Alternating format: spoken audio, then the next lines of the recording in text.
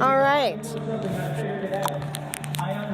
Okay. So, when you're here at a music festival like this, what do you find the biggest difference prepping for a show in comparison to an arena show?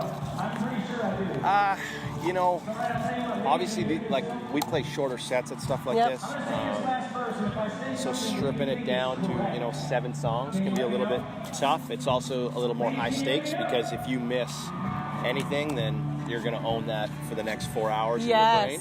But it's fun. It's like a run and gun. You get out there and you just hit it with everything you got and you get off stage. So is it a lot harder to pick, say, the 7 songs? Like, how do you whittle it down like that? I mean, the further along we get, the harder it is. Like, as every year it gets a little harder because you get more songs out, right? We just go based on what feels good in the band. Yep. We loved it. We got 3 huge guitars and we just love to rock. So that plays a factor. But also, you look at Spotify streams and you look at radio and what's successful, what's getting the most plays, and you go from there. And being at the festival here, if you were to put on your own music festival, who would you want to make sure would be on the bill with you? Well, I just want to fill it with my friends. So I'd have Dan Davidson out. I'd have the James Barker guys. I'd have Dallas out. Yeah. A million other people. Megan Patrick, obviously. JoJo Mason.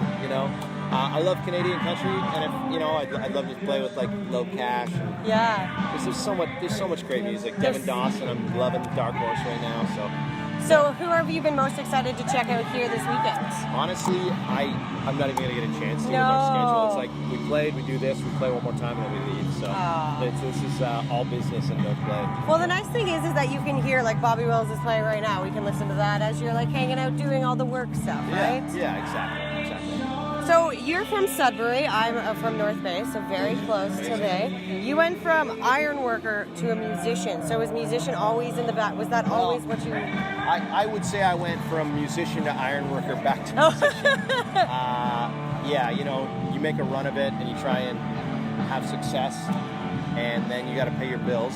So I went back to a trade, kind of regrouped, licked my wounds, and then finally got to a point where I said, okay, it's time to make a go of this again. And it just worked out this time, I guess. And what does country music mean to you? I just love that it's a home where you can say what you mean and what you feel, but and that's responded to well. Lyric content has something that's like, plays an important role, but also that you can just go out and play a drink a beer song and people love it just as much, right? It's a family to me. Yeah. So it's great. What was the last concert that you checked out as a fan? I'm trying to think. I went to see, I think it was Stapleton. That has been everybody's answer this weekend. Yeah. I'm wondering if you were all together at this show. Probably, if we were all in Toronto. Yeah. But honestly, great show. One of my favorite, top 5 for sure. Yeah, he's on my list. I still have not made it to one yet, but it's on my list. You need to. Yeah. Sure, yeah. All right. Well, thank you. And can I get you to say you're listening to today's Best Country, Country 89? Yes, you can. Hey guys, it's Andrew Hyatt, and you're listening to today's Best Country, Country 89. Beautiful.